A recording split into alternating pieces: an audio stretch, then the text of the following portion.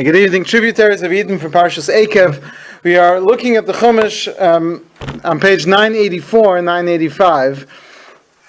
Parshas Eikev speaks of, 982, 983, thank you. Parshas Eikev speaks after Moshe Rabbeinu once again motivates the Jewish people to keep the Torah. On page 982, he tells them that if you do keep the Torah mitzvahs, then you will inherit the land that Hashem gave to your forefathers. But you should remember that for 40 years you walked through the wilderness and Hashem pained you, caused you trouble, tested you, to see if you would keep the mitzvahs or not. And it goes on to say, and Hashem starved you and gave you to eat the man, something that nobody had ever heard of. And this was to teach you that man does not live by bread alone, but by the word of Hashem. Your clothing stayed fresh on you, your feet never got calloused. This is for 40 years. And you should know that Hashem treated you like a parent treats their child. You should keep the mitzvahs. Because, and here we are at Pasuk Zayin, Hashem Elikecha mevi'acha al eretz tova. Hashem, your God, is bringing you to a good land. Eretz nachle mayim, there's brooks of water. Ayanos, well springs. Tahomos, yotzim, babika, bahar. Water flows from under the ground into the valleys, into the mountains. It's a land of wheat and barley and grapes and figs and pomegranates. A land of olives, which give oil, and honey, meaning date honey. A land where, without lacking, you'll have bread. There's nothing missing in that land. The stones are iron, there's copper in the mountains. This is a wonderful land. And then the pasuk says, "V'achalta v'savarta u'berachta es Hashem elikecha." You will eat, and you will be sated, and you will bless Hashem your God al haaretz hatova asher nasan lach, for the good land which He has given you. So, we know, Rashi says this in Brachos, but we all know the Gemara tells us that this is the source for the mitzvah of Birchas Hamazon, the mitzvah of benching, which, according to everybody, is a mitzvah saseh deraisa, one of the positive commandments in the Torah. The only such bracha, Birchas HaTorah might also be, but Birchas Hamazon is the only bracha that everyone agrees is a biblical obligation. Birchas Kohanim is not a bracha. It's not a bracha, like a bracha that you make to Hashem. That's a halacha that the Kohanim should give a bracha to the people. But the bracha you make on Birchas Kohanim is the Rabbanan, right? So, it's the same word bracha, but it's not really the same thing. Okay, so the question though is that the psukim seem to connect or even depend the mitzvah of benching on its description of Eretz Yisrael. And this is a problem because Eretz Yisrael is not the only place where we bench. There might be some differences in, for example, in Me'ein Shalosh, when you eat fruits and you make a bracha after those fruits from the Shivas Aminim, if they are from Eretz Yisrael, you will say Peiros Seha instead of Ala Peiros. So that's a slight difference within a different bracha. But basically, there's no difference between the halachas or the mitzvah of Birchas Hamazon as it is in Eretz Yisrael or as it is in Chutz La'aretz. So why is the mitzvah of Birchas Hamazon structured in the Torah in this way? That's the question we're going to be dealing with. And to answer this pasuk, which we know we quote this in benching. Where do we quote this in benching? In the second bracha, which is called Birchas Haaretz, the bracha on the land. Right? So that's the bracha where we thank Hashem for Eretz Yisrael. Why should we thank Hashem for Eretz Yisrael in benching? if we are to appreciate the fact that there's a land designated for the Jewish people, I would think that should go in the davening. Because if somebody doesn't eat bread all day, he doesn't get to give thanks for Eretz Yisrael. We have a bracha for Yerushalayim, we have a bracha that we should return, but where is thank you Hashem for giving us that land? We do say, Noda L'cha Hashem Elokeinu. And that's Al Haaretz. Now, Noda L'cha and the Al Hakol, those are the same bracha, of course. They're printed in the Siddur in two paragraphs because we insert on Chanukah and Purim, much like Modim and V'al Kulam are also one bracha, just because we insert Al Anisim there, so they're divided up in the Siddur. But that bracha is basically a bracha for Eretz Yisrael. Now there's some other parts in there. There's some other parts in there, which includes Brischa Shechasamto B'Vsarenu, the Altorascha Shalimaditanu. There's some other parts in there, but generally speaking, it's Al Shen Chalta Lavisenu Eretz Chamda Tova Rechava. And the question is, why is that connected to the benching? Why is Eretz Yisrael connected to benching? And obviously, the answer is going to be because the psukim here connected to Eretz Yisrael. The question is why. The Ramban on this pasuk gives first his own explanation, and then he quotes our sages. The Ramban says, "Ki tizkor avodas Mitzrayim v'inoi hamidbar." What's happening here is the Torah is telling you that you're going to remember how you suffered in Egypt. Then you're going to remember how difficult it was in the Midbar, where we are in such danger, and Hashem provided for us our daily sustenance.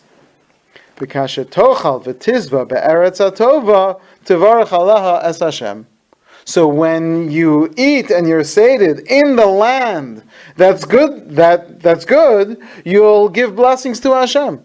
So the Ramban confirms our suspicions that in fact the Torah is speaking only of Eretz Yisrael. And Hashem, there might be a separate mitzvah that even when you leave Eretz Yisrael you should keep benching, but the mitzvah over here, Achalta v'Savata v'Erachta, is Al Haaretz HaTova, because that's the literal reading of the pasuk. And that's what the Ramban is offering according to the Pshat.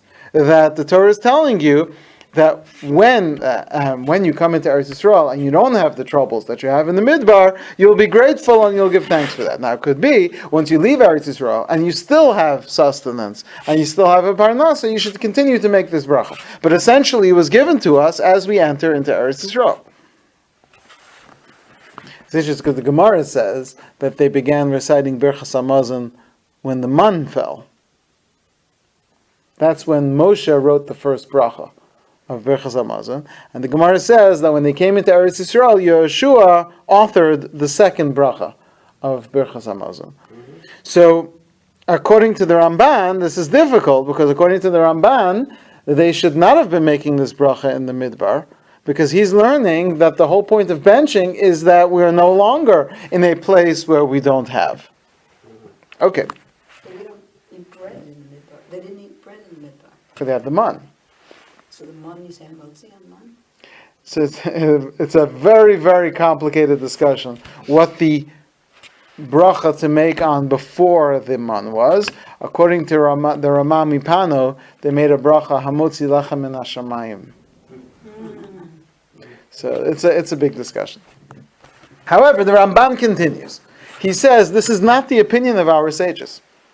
V'Rabbi Seinu kiblu shezeh mitzvah saseh, that it's a positive commandment, meaning that the simple reading of the verse is v'achalta v'savat, you'll eat, you'll be sated, and you'll bless Hashem, meaning that that's the appropriate thing to do. But our sages learned no, v'achalta v'savat uve'rachta, and you must bless Hashem. V'tam al haaretz hatova. So then the next words which say for the good land, kemo v'al haaretz hatova. You should thank Hashem also for the good land. Ve'achalta v'savarta u'beirachta es Hashem Elokecha al ha'aretz hatova should be translated as, when you eat and you're sated, you should bench to give thanks for the food, and once you're giving thanks for the food, you should also give thanks for the aretz hatova. But why would that from text? How does that? Well, you mean where does he get that above almost and for? Yeah. That's a difficult, but that's how the Ramban is reading it according to the sages. So he says Yitzaveh. The command is that you should bless Hashem when you're sated for the food and for the land, because this is the land from which you're supposed to be sated. Meaning that even though the mitzvah applies everywhere, but the land which we're supposed to be living off of is Eretz Yisrael, and when all of Klal Yisrael will return with the coming of Mashiach b'meher b'yameinu, at that point we're all going to go back to eating off of the land of Eretz Yisrael. So because that's the place officially designated as our home to eat, so when we eat, we also give thanks for the land which is to sate us. That's how the Ramban is defending our sages who explain that this is the mitzvah of benching. We still haven't answered the question of why are we focusing on Eretz Yisrael from the perspective of food, but at least the reading of the verse with the Ramban's imaginary vav, which is almost as if it says ve'al ha'aretz hatova. Once you're benching on the food, then you should give thanks for the housing, for the rooming, for the place as well. Doesn't Rashi say somewhere that the mitzvot that we do outside of Eretz Yisrael are, in a sense, a kind of practice? It's a Ramban. Oh, it's a Ramban? Yeah. So that makes it even fit better. Right. Although we don't take that as literal, but yeah. If you take that approach, so then the idea would be that would work, because he would say really you should be eating off the land, and so, right. But the thing is, that would be true of all mitzvahs, not just benching. Yeah, So but since that's the only one that's mentioned in the Torah, it sort of gives a. Well, yeah, you still have the question: why does the Torah connect these? That particular. Yes. Well, I remember you saying at another point that the source of all goodness is the land of Israel. We're hopefully we're going to get into that. We're going to talk about something more, but that's where we want to go to, exactly where you're taking us. Right, that there has to be something special about Eretz Yisrael, where the mitzvah of benching focuses in on that. So actually, let's go straight there.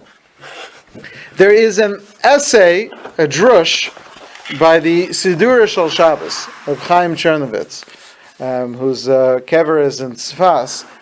He was one of the great Hasidic rabbis who ascended to Eretz Yisrael, and he wrote a sefer called Sidura Shel Shabbos. We've mentioned it before. Basically, unless you've learned this sefer, you haven't fully tasted the spiritual definition of Shabbos. And there, he quotes a midrash. You've all heard this midrash before, in one context or another. It's very often quoted. Vayomer Elokim Tacheh Haaretz. This is going on the verse where Hashem commands the earth to give forth fruits. Tani b'shem Rabbi Nassan. Shlosha nichnasu ladin. 3 came into court as litigants, as defendants. Ve'arba yatzu mechayavin, but 4 left guilty. Adam, Chava, and the Nachash entered into judgment, and when they were punished, the earth was cursed along with them, as it says in the Torah, Arura ha'adama ba'avurecha. The land itself is cursed because of you. Now there's bugs in the earth. Now there's thorns and thistles growing from the earth. Apparently, it seems that before the Chet of the Eitz Hadas, there was no need for bugs to work the earth, which is really what they're doing. You can't grow things as well if you don't have the bugs crawling through it. But apparently that's a curse in the earth, because originally the earth was strong enough to just give forth its nutrients, and the land was kept soft by natural, bugs are natural, but by less creepy means. And because of this case, along with Adam and Chava and Nachash, says the Medrash, V'lama Niskalala. But why was the earth cursed? So we all know this. Because it transgressed the command of God. Because Hashem said, Tachi Aretz Desha Eitz Pri, which is that just as the fruit is supposed to be eaten, the wood is supposed to be eaten as well. The wood is supposed to have the same taste as the fruit.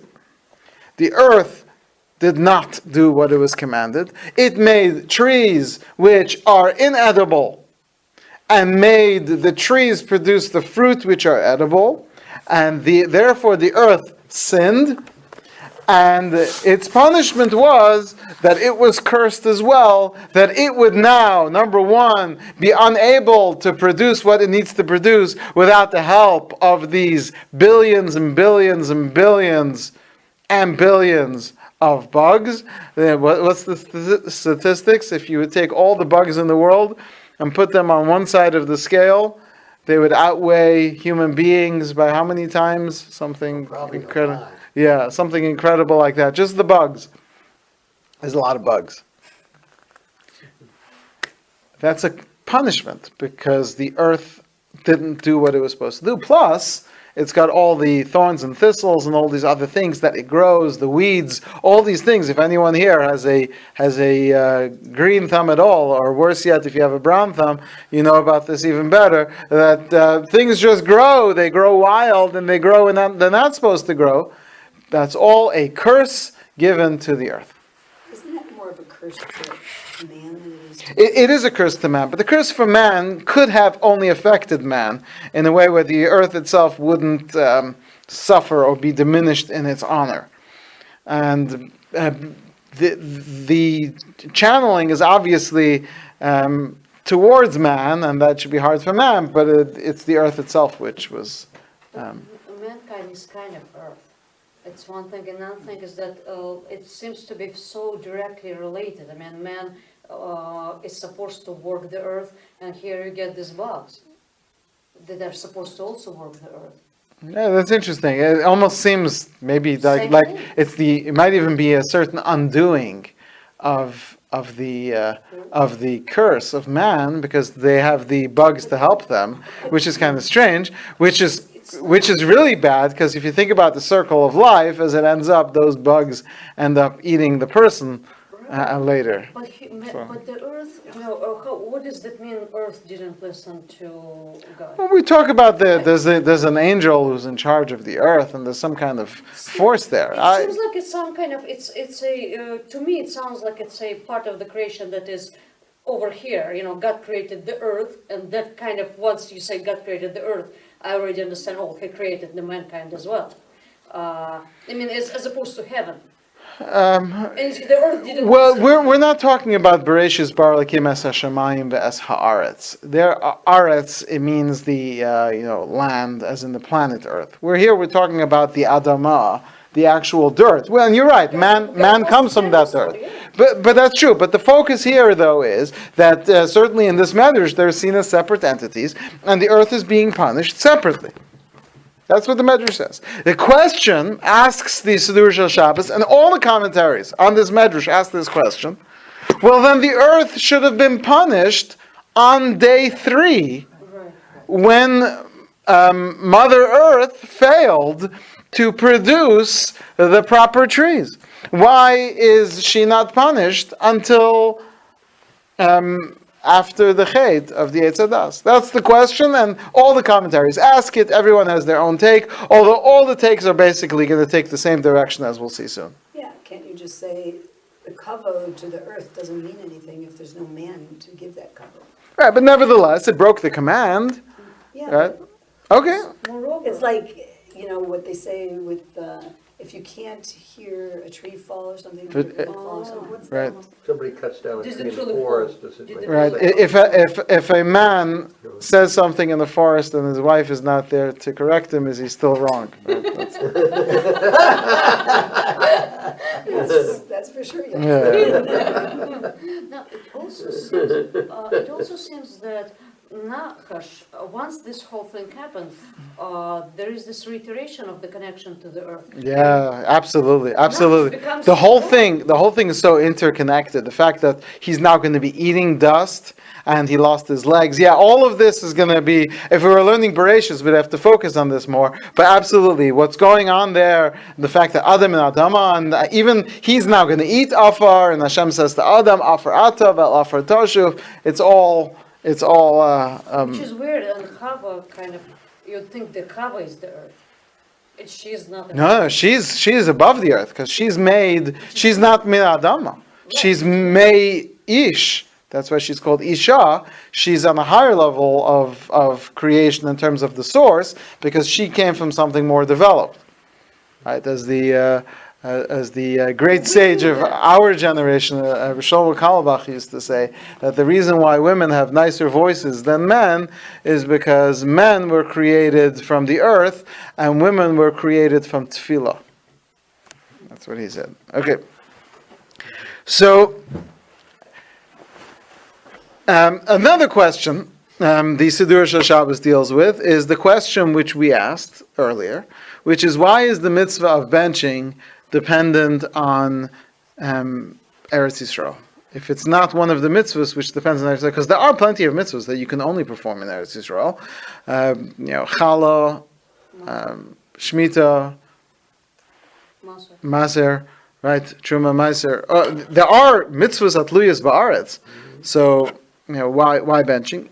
The third question he asks, you have a total of 4 questions.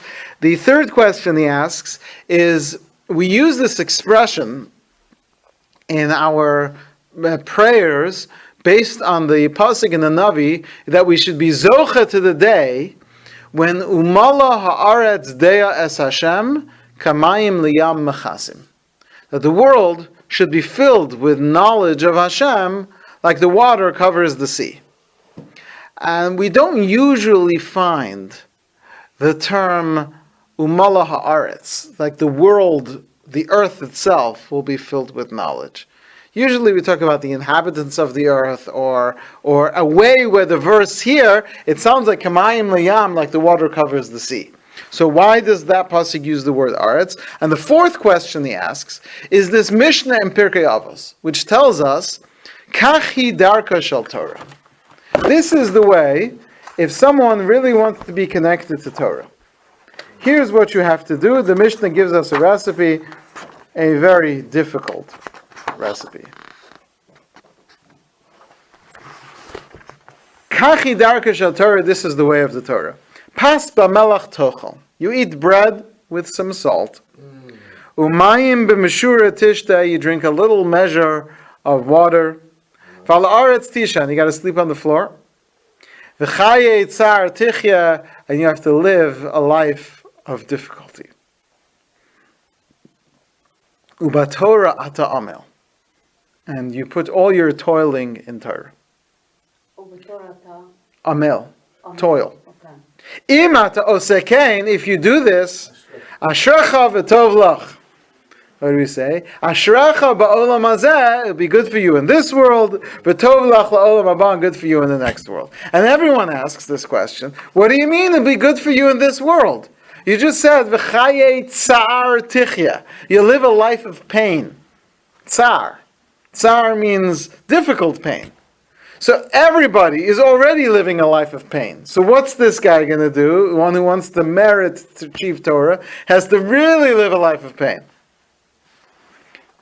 Then how is it ashracha ba'olam hazeh? How is it fortunate and good for you in this world? Like the story is told that when Rabbi Shapiro, the Rosh Yeshiva of the Lublin Yeshiva in Lublin in Poland before the war, came to the United States to raise funds He was an incredible speaker and an amazing personality, and he was like a king. He was like the Jewish royalty of the time.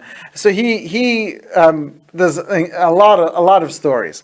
So one of the stories of his fundraising campaign, and he built one of the grandest yeshivas in the world at that time, and you should read the story of the Lublin yeshiva if you ever have a chance. It's just an amazing story. So I think today it's a hotel, but they've kept some of the old yeshiva, just like a museum. But if you go to Lublin, it's still there. So he once came to someone's house, and he was raising funds, and he talked about, because people had never heard of this, having a yeshiva that looks like a presentable place. Like, the yeshivas were always these broken. He wanted to build this huge edifice. He had this dream of having 100 rooms that the yeshiva was going to have. He had all this, and so he came to one house, and this person says to him, "What do you mean you're going to build a beautiful yeshiva?" There's a Mishnah in Pirkei Avos that says, "Kachi darka shatorah." This is the way of the Torah: bread and salt, water in a measure, sleep on the floor, live a life of pain. He says, no. You're reading the Mishnah wrong. This is how you read the Mishnah. Kachi darka shal Torah? Is this the way of Torah? Pas b'malach tochal? All they're eating is bread and salt? And mayim b'meshura tishta, and water and measure? They're going to sleep on the floor and live a life of pain? And they'll still be able to learn Torah? Okay, so that's a very clever fundraising shtick. But it's still, though, not the simple reading, which is that it's going to be a difficult life. So then why do we say ashracha if it's that much trouble? The whole purpose of living in this world is to be able to go to Haba enjoy. Okay, but we wouldn't call that ashracha v'tov lach, like it's good in this world and good in next world. Tshuva, masim. I understand, but it's not enjoyable. Rabbi, it's very easy because you're happy with God, what God tells you. If you learn Torah, you're going to be happy with what God gives you. Right, we still have to figure out how to read the Mishnah, because the Mishnah is saying ashracha, you're going to have the best life. So, like one of the rabbis in the Gemara, what? I understand, but ashracha means ba'olam hazeh. Ashrei yeshua v'yisecha could mean in the next world, right? The Gemara tells us, one of the rabbis said, who I envy? The people who pretend to be Talmidei Chachamim, but they aren't. I'm sorry, those are the people, not I envy, those are the people who I feel the worst for. The people who pretend to be the Talmidei Chachamim, and they're just pretending, but they're not there. Why? He says, because they get two Gehennims. This life is a Gehenna because they can't. You imagine the rabbi shows up in a Lamborghini. The rabbi has to show up in broken down everything. Otherwise, people think that. So he's got to live a terrible life in this world, and then he's going to come up to Shemayim, and they'll call him out on being a fake. That's the worst thing. Don't give yourself two Gehennims. If you're just going to fake, you might as well enjoy this world. Right?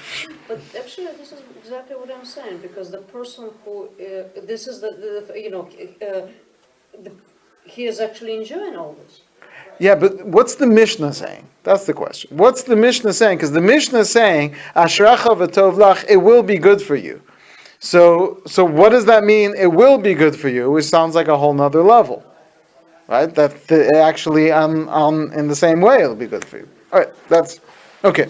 So to answer all these questions, the Siddur Shel Shabbos introduces us to a concept which we've discussed before, but let me repeat just the basics of it. This is based on the teaching in the Sefer Yetzirah, which tells us that there's a concept of olam, shana, and nefesh. Olam, literally world or space. Shana, literally year or time. And nefesh, literally soul or person. And there are different variables of each.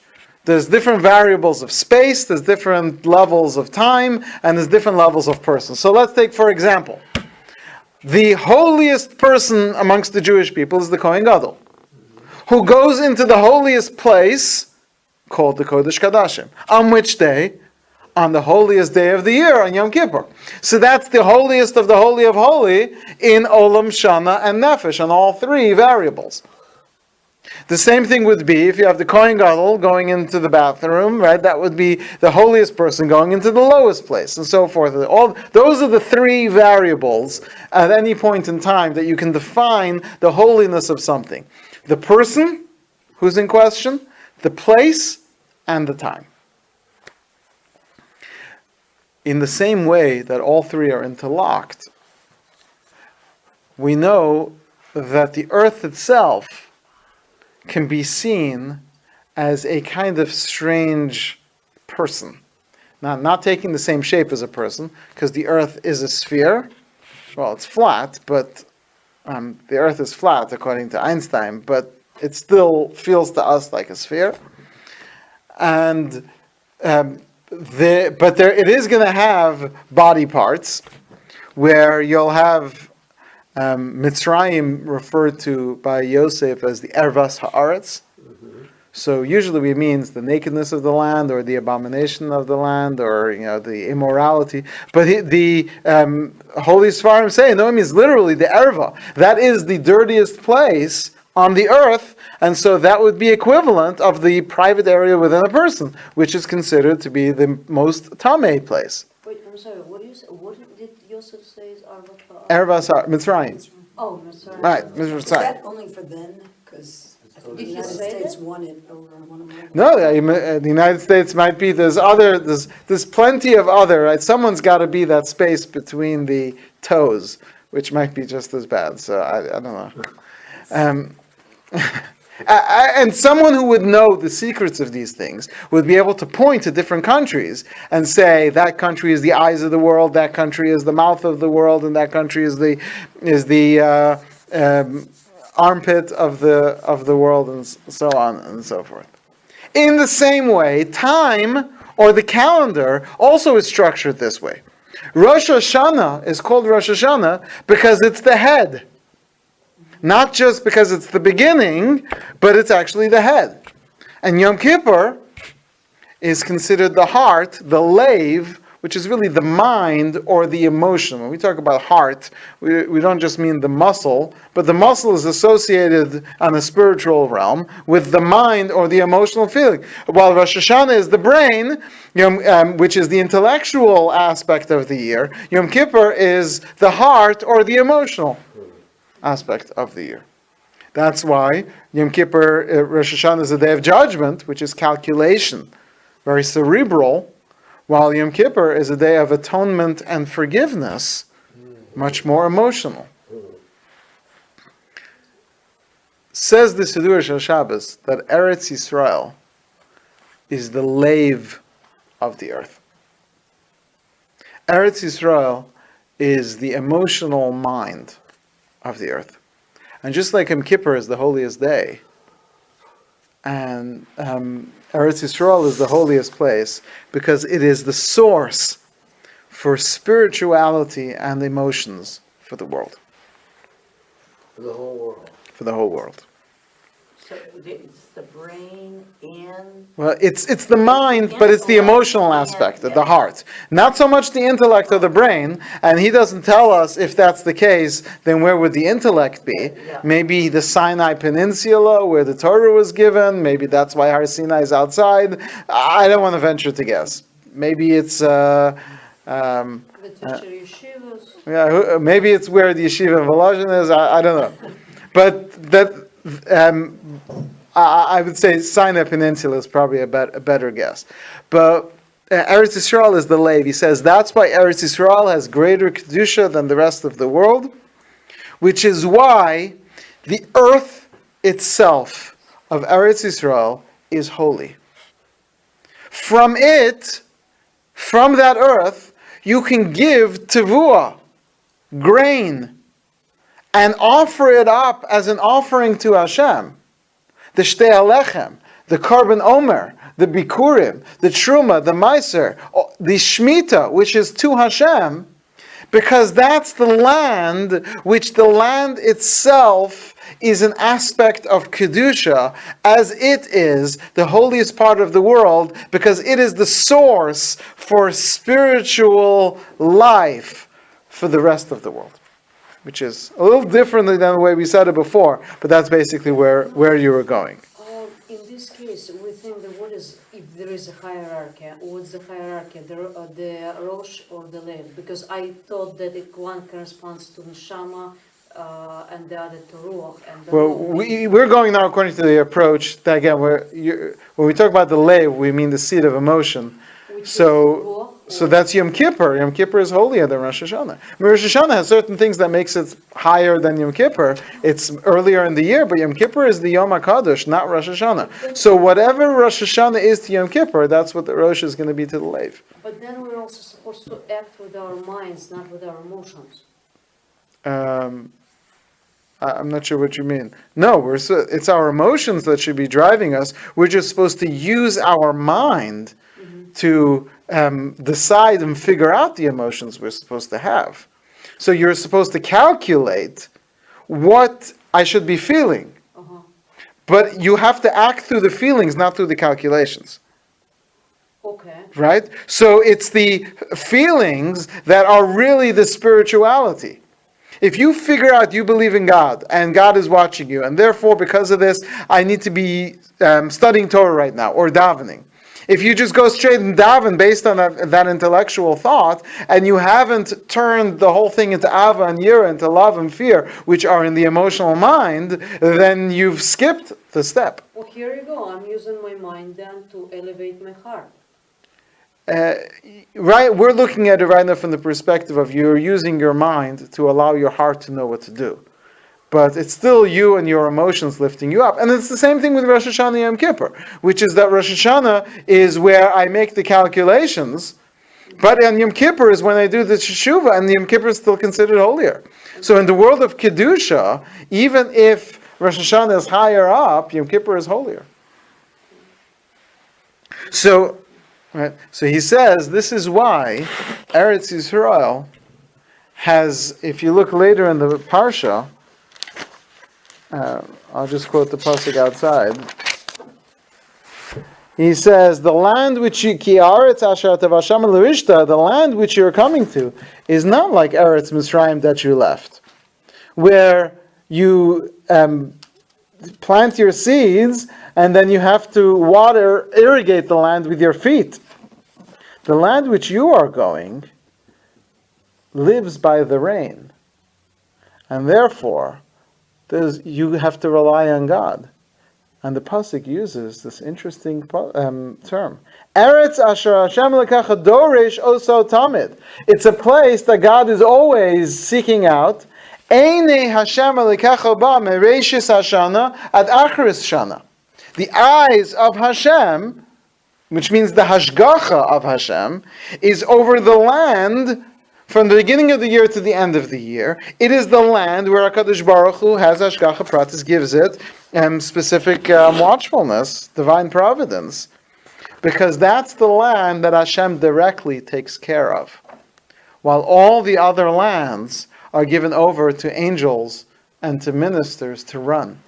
This is why, when we are today, the Gemara tells us, anyone who lives outside of Eretz Yisrael, Kimi she'ein lo Eloka, it's as if they have no God.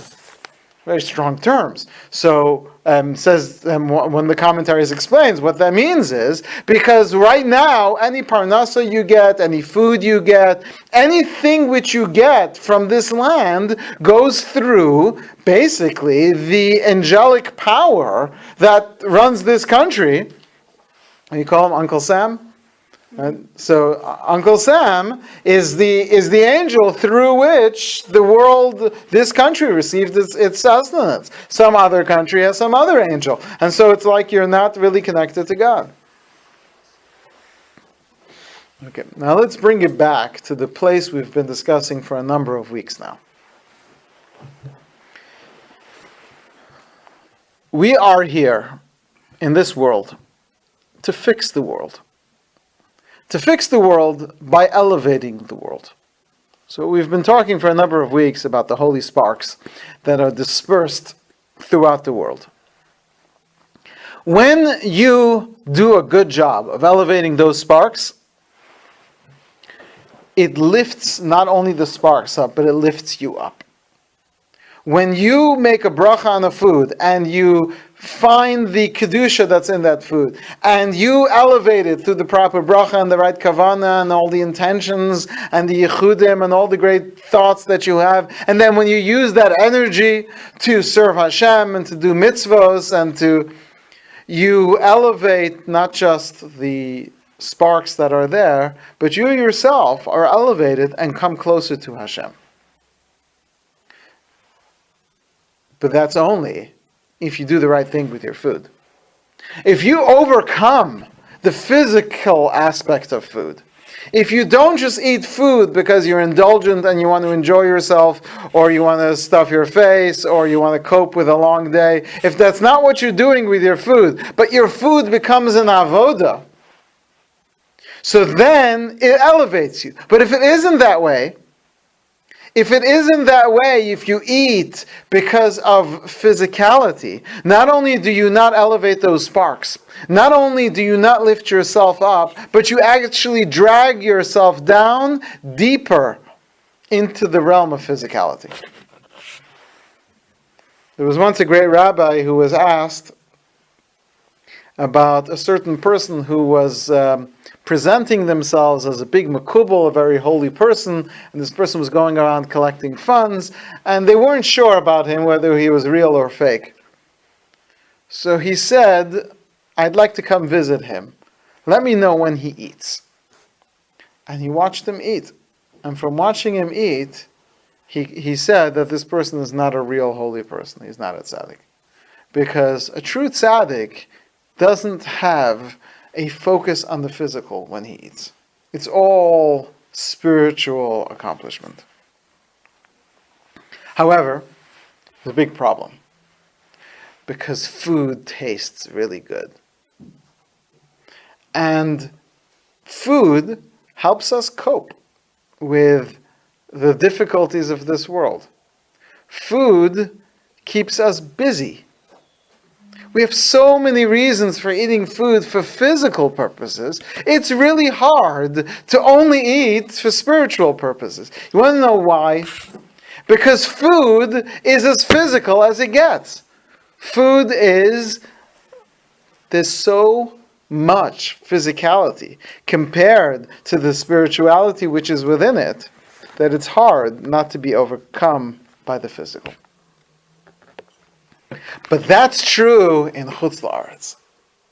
In Eretz Yisrael, the food has a greater level of kedusha.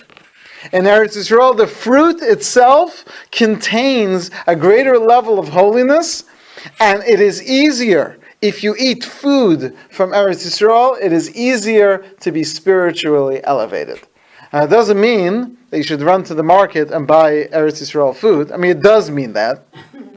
But you have to be careful, because if you mess up the eating of Eretz Yisrael, for example, if you go and buy an orange that says on it product of Israel, and you don't take the proper trumas and maestros, which means you don't follow the rules of those fruits, you cause yourself bigger problems, and you're further into because then you're eating machalos asuros. You're eating food which is prohibited, and eating food which is prohibited is the worst thing you can do for your soul. But if you can eat the food of Eretz Yisrael, that's kosher. In other words, if you buy a bottle of wine from Eretz Yisrael, and it says on it that Shvius and Trumas and Arla, everything's been done. Truma, but the Shvius and Meiseris, and everything's been taken that needs to be taken. That's a product of Eretz Yisrael and has the Kedusha. Now, obviously, even today, the Kedusha of Eretz Yisrael is to some extent diminished because we don't have the majority of the Jewish people on the land. But even today, there's a Kedusha within Eretz Yisrael. He doesn't quite say this, but this is mostly the words of the Siddur Shel Shabbos, so you understand why he would make an ascent towards Eretz Yisrael in the 18th century. So he says, V'achalta v'savata. If you eat, and you eat the right way, v'savata, and you are sated not just physically, but spiritually, then you should know uberachta es Hashem elokecha, that this will lead you to come closer to God. If I could say this, he doesn't say this, but I ask permission from him to say it. It would be almost like he's saying like this. And if you just take this, if you eat the right way and you're sated the right way, benching will result from that. You will bench if you eat in the right way. It's not a command so much, it's just what comes next. Have you ever eaten a lot of food and not felt full?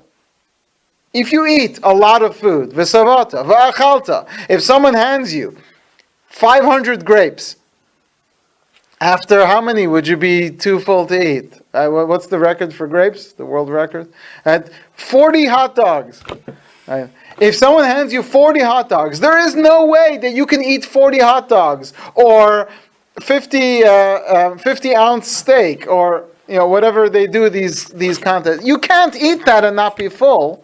So you should know in the same way you cannot eat properly and it not result in you coming closer to Hashem and blessing Hashem. The trick is eating properly. Yeah. It's a strange thing. The two greatest fears of a Jew: being fleshig and needing to bench. This is so true. Yeah. Now, even the first one, like wow, I'm gonna have this piece of meat now, I'm gonna have this slice of salami, and then in 3 hours from now, someone's gonna bring me the greatest cup of coffee the world has ever known, and I won't be able to have it. It's ice cream. Or ice cream, or pizza, right? Well, for yeshiva guys learn to drink coffee black, so it's not. Right. But. Okay, so let's leave that aside for now. Maybe a drasha for controlling our taivas. We're thinking about what happens if that magical cheesecake comes in an hour from now. Non-dairy creamer, right? I don't know if you're allowed to use that. That's you ruin a good cup of coffee. But the other one, needing to bench, we should be wanting to bench. Here's a bracha. We're always talking about how much we love Eretz Yisrael, and we never get to make the bracha on Eretz Yisrael because we're always avoiding benching.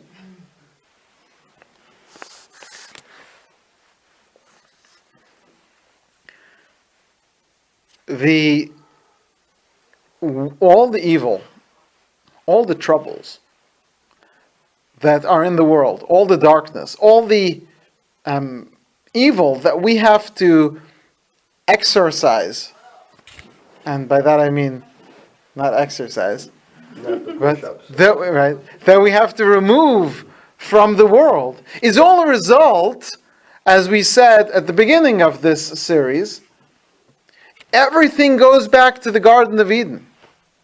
Everything. Every parsha, every story in the Torah, every mitzvah takes us back to the Garden of Eden. Because that's where the need for all this came in. When Adam and Chava eat from the tree, they confused good and evil. That good then infused reality with a mixture of evil. Now everything is a mixture of good and evil. Man himself is struggling with right and wrong, but the earth itself is now a mixture of good and evil. So Adam and Chava, before they ate from the tree, they had free will, but it was outside of them. right, So it took the form of a serpent. so they mixed good and evil. You mean they mixed good and evil by eating? When they eat from the tree, it then brought the evil inside them. They were now, that's what it means. Eitz Adas Tov Ra is like a play on words. It's the knowledge of good and evil, not knowledge of what's good and what's evil, but the knowledge of good is evil and evil is good. Right now, it's the confusion. of good and evil. So the earth itself became corrupt, and the earth itself became a mixture of good and evil. That's where those bugs are coming in. That's where the thorns and thistles, because it's growing good things and bad things. And just like you have to work on yourself to break your midos and to overcome them, if you want good things to grow, you'd like a good tomato crop, you have to work the earth and make the earth able to produce like you would work with a person. That in the future, when we will be fixed, it says, "V'ruach tuma avir min haaretz," I will remove the tumah from the earth itself. That's why umala haaretz dea es Hashem, like the das of the earth itself.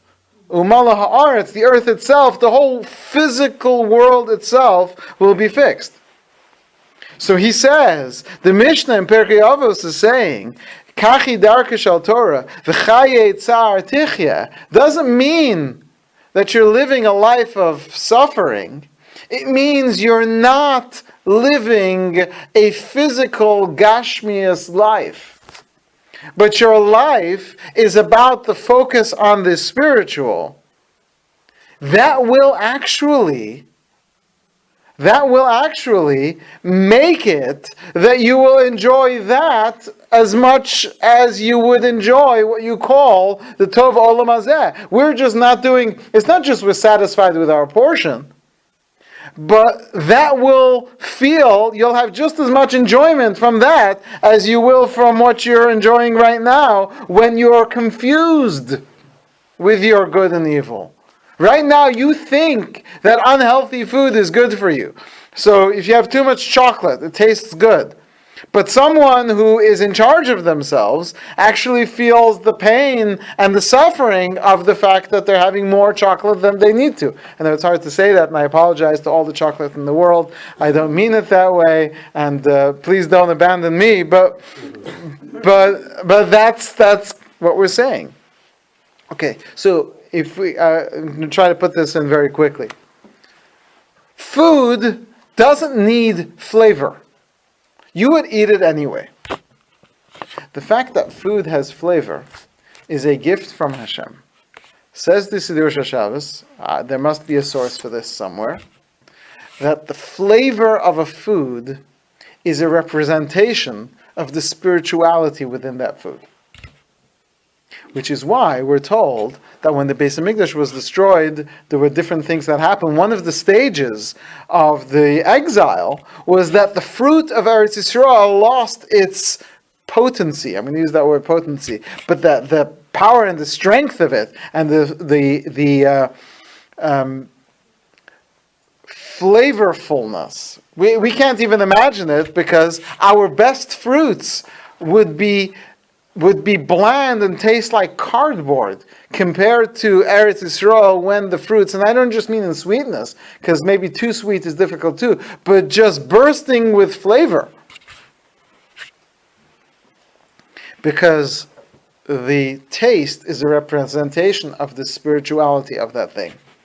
When Hashem wanted that the trees itself should be edible and have taste, Hashem was saying that I want all of creation to have spirituality within it. If the trees would have been made that they should be edible, then that would have meant that the spirituality or the holiness would have permeated just as much in the trees as it did in the fruit. And there would have been a lot more access to spiritual holiness through the eating of the trees and their fruits. Because the earth fails to follow the instructions of Hashem, and only the fruits take the flavor, and the tree doesn't, that allowed enough physicality in the world, spiritually speaking, that Adam and Chava should be overwhelmed by their desire to eat.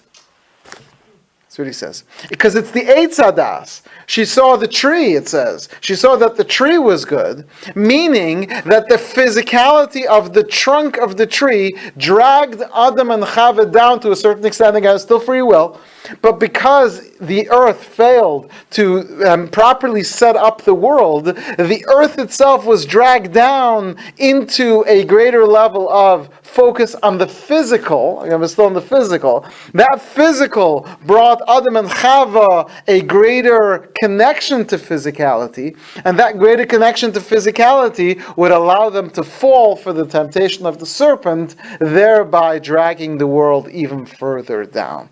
That's why the earth is not punished until what it does has an effect on Adam and Chava. Hashem was going to forego.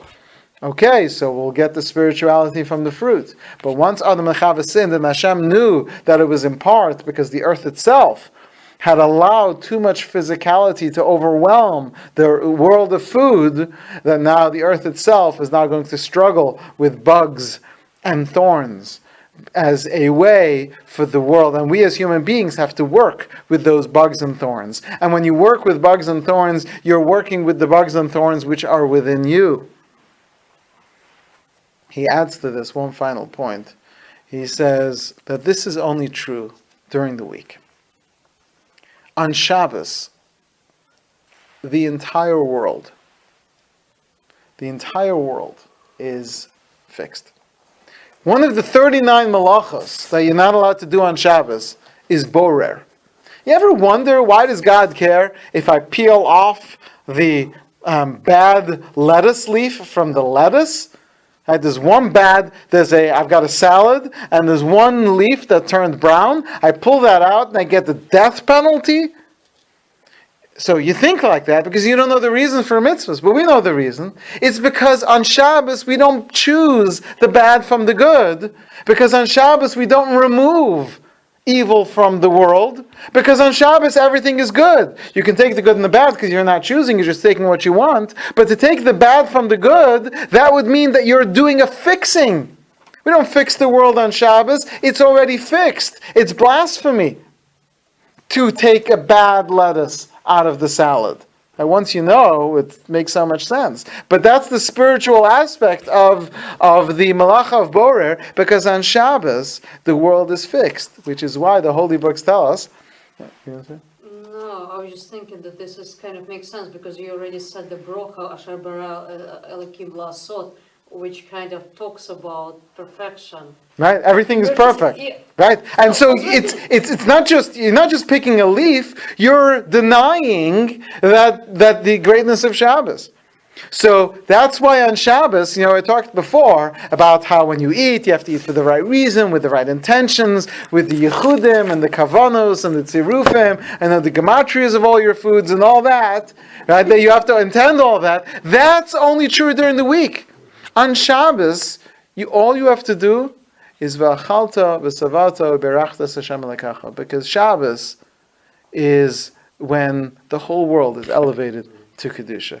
This is why the mitzvah of achalta v'savata v'berachta is dependent on Eretz Yisrael, because it's in Eretz Yisrael where you learn that eating and being sated will lead you to a higher place. It's actually a tool to use to grow in our avodas Hashem. And even if you're not in Eretz Yisrael, you have the opportunity to do this, at least on Shabbos. May we merit that our eating and our drinking should be l'shem shamayim, and with this we should be zocha to not just fulfill it on Shabbos, but all of Klal Yisrael should return to Eretz Yisrael b'meher b'yameinu, and do v'chalta v'savati v'rachtas Hashem lekacha, literally, ala aretz tova shana samach. Why don't we